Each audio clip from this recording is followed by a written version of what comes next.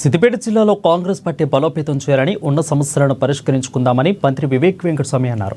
నూతనంగా మంత్రిగా ప్రమాణ స్వీకారం చేసి మొదటిసారిగా పెద్దపల్లికి వెళ్తున్న మంత్రి వివేక్కి రంగాతంపల్లి వద్ద ఘనంగా స్వాగతం పలికారు. రంగాతంపల్లి అమరవీరుల స్తూపానికి పూలమాలలు వేసి నివాళులర్పించారు. ఇంతటి ఘన స్వాగతం పలకడం నాకు సంతోషంగా ఉందని మంత్రి వివేక్ హర్షం వ్యక్తం చేశారు. ఇక విభేదాలను పక్కన పెట్టి సమస్యలు అందరం పరిష్కారం చేసుకుందామని ఆయన పిలుపునిచ్చారు. ఇచ్చిన హామీలను నెరవేర్చుకుందాం, వారానికి ఒకసారి సిద్దిపేటకు వస్తానని కాంగ్రెస్ శ్రేణులకు ప్రజలకు హామీ ఇచ్చారు. ఇక సిద్దిపేటలో పార్టీ అభివృద్ధికి కృషి చేస్తారని మంత్రి అన్నారు. స్వాగతం ఉంటుందని నేను అనుకోలేదు.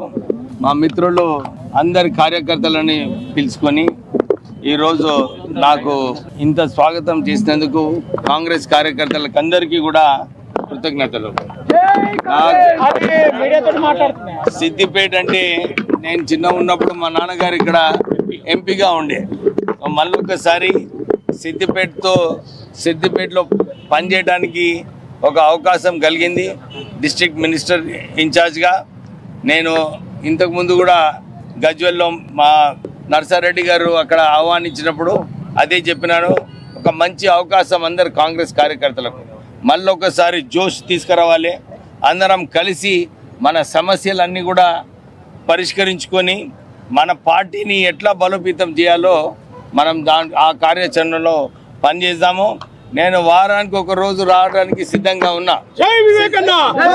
సిద్దిపేటలో మళ్ళీ కాంగ్రెస్ ఏదైతే ఇంతకుముందు బలంగా ఉండేనో మళ్ళీ దాన్ని మరొకసారి బలంగా చేయాలని చెప్పి మన మిత్రులందరితో కోరుతూ మనమందరం కలిసి పనిచేద్దాము.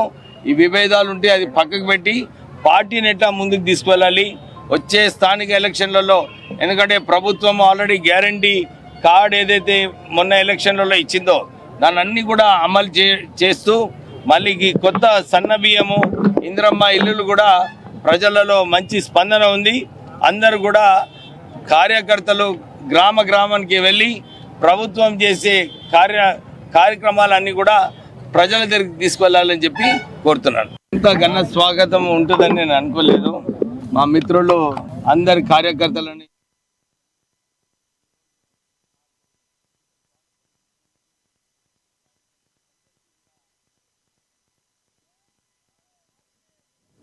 Sangareddy MLA camp